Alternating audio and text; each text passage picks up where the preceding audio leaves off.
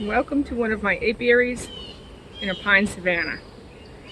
Today I wanted to show you a little bit about propolis traps, how to trap it, and what to look for, and one of my better ways of installing that trap.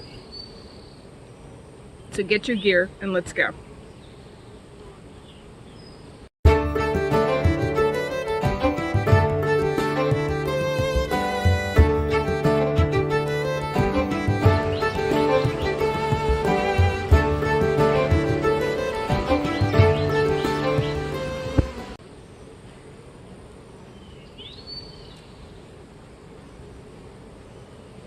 Propolis is a really big product of the hive, and it also shows a propensity for good genetics and good hygienic genetics. So I look for hives to have a good propolis amount. Now, years ago they thought, oh, we'll get rid of that genetic part of propolis because it's sticky and it makes working difficult, but we now know it's a beautiful product, not just for the hive but also for our own consumption. And so how do we harvest it, how do we trap it, and then what do we do? But this part, let me show you just something in the first part of it about trapping. These are the traps. These are plastic and they look similar to queen excluders, except that it's much smaller. You can't get a queen through there, and the bees can't fit through there.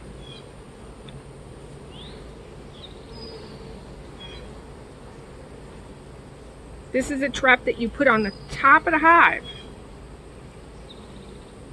and they will fill up these gaps full of propolis.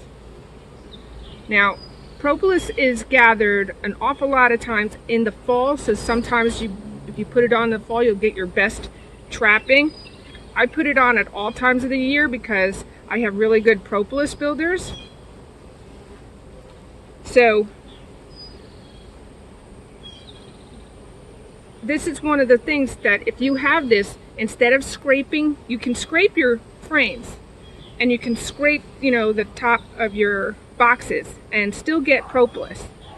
But if you're painting your hives, unless you're like super neat, you probably got a little overwash on and things like that.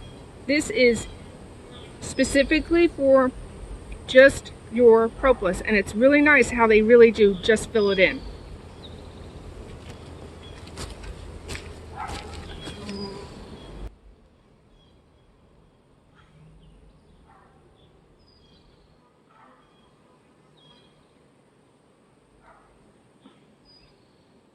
So these are the holes, and like I said, it's not big enough for a bee to get through, and it's not big enough for a queen.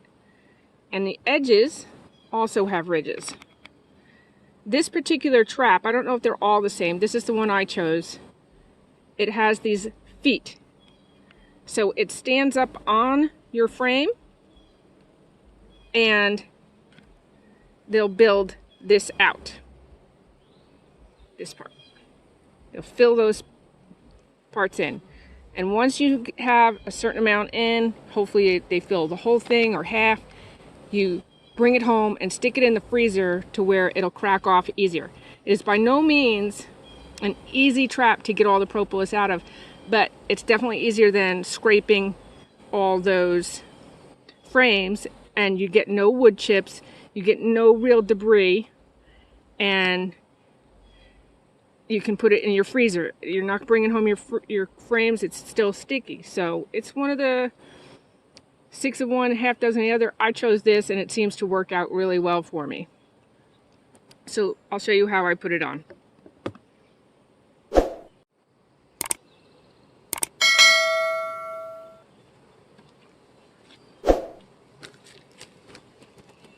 This hive is in need of honey relief, taking it down, but I'm putting it on her until I can get it. And it'll kind of serve a dual purpose, at least here in the south, where ventilation is a much needed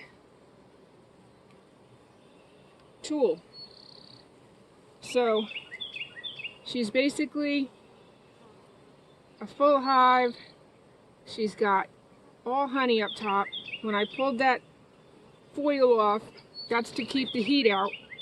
And she's got good propolis built both here on the edges and everything stuck down. So she does pretty good with her propolis. I can see it standing on edge. So again, the trap really just goes with the feet side down, and you can see how it's going to give them ventilation.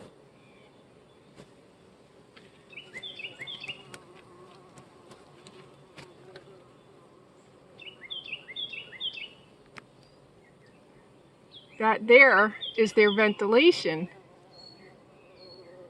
Let's see if I can get it clear. Yeah, that's ventilation. But my lids are flat. They're very similar to a I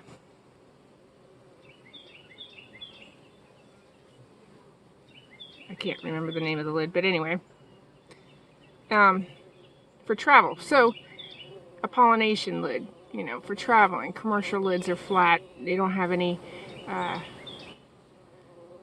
edges. It just sits flat. But so it sits too flat on my traps, and so I use this feeder shim, and I sit this one down on top of it.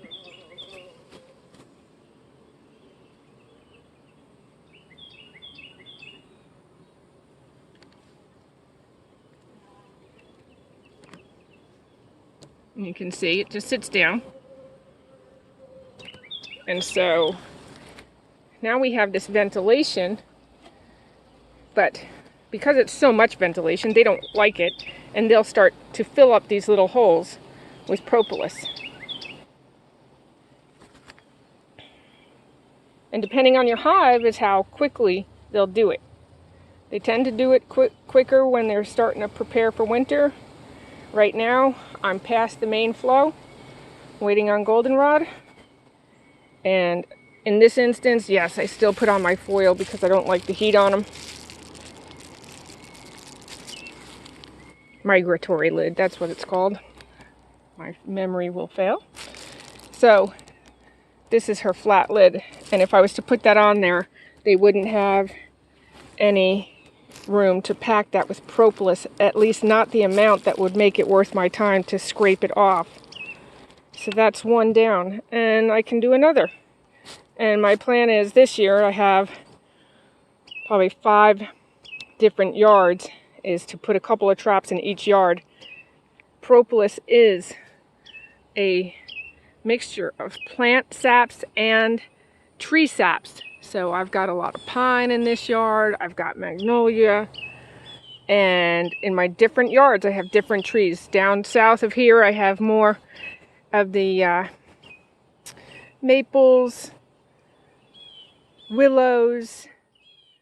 So like I was saying, because each yard is slightly different flora, it can change your propolis properties in some respects. So I try to gather more, so when I make my tincture or I take it as my medicine, it has all the wonderful properties that I can gather from the apiaries that I'm using. And it's very easy to make a tincture. You can use this for a number of ailments, and it's already got studies as to its antibacterial, antiviral properties.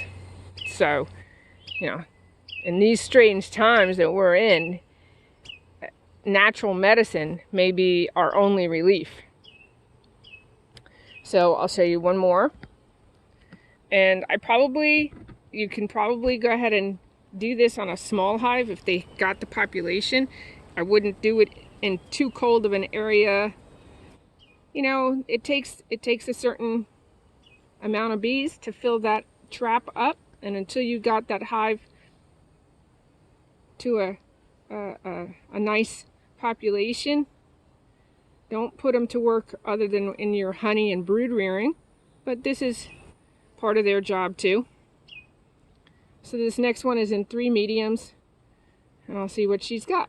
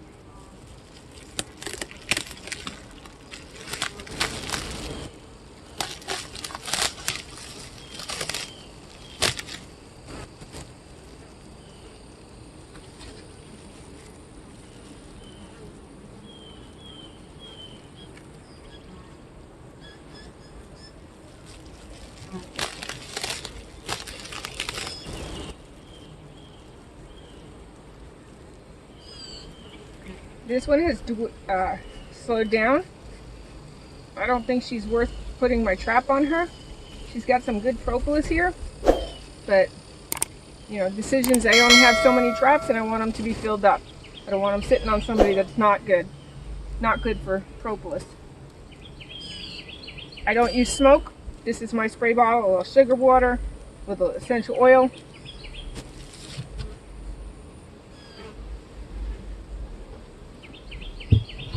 I want somebody with a bigger population that'll give me more bang for my buck. And I think it's got to be that bigger girl over here.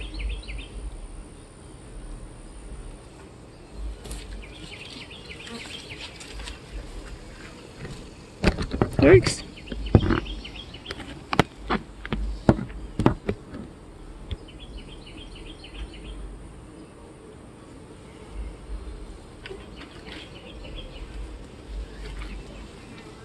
Yes, I cut down my trees every so often. And yes, this can have a lot of more hive beetle in this apiary. That's why I don't have too many hives here. But it is convenient.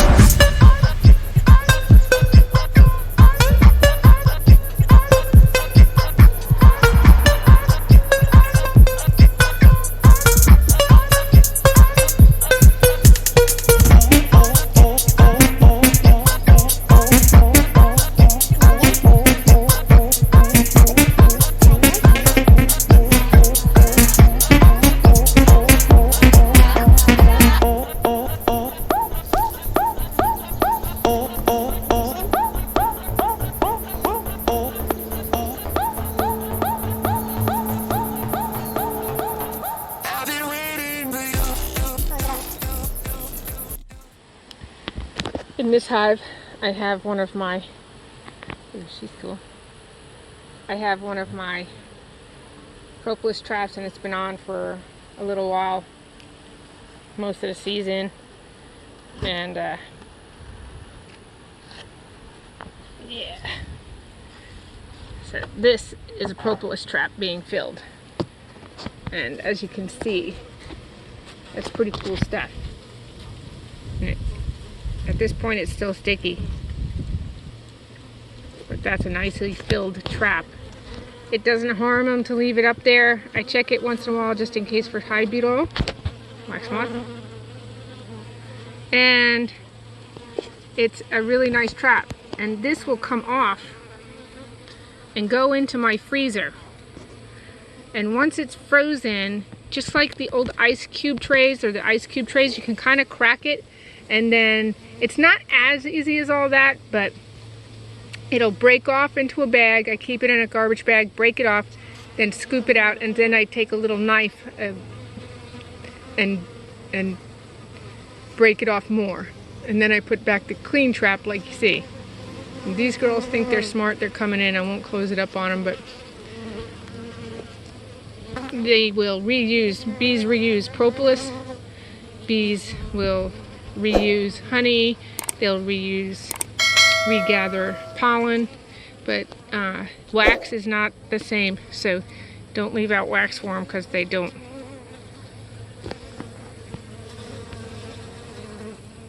Very cool stuff, propolis. You can see they fill and then push it up and fill and push it up.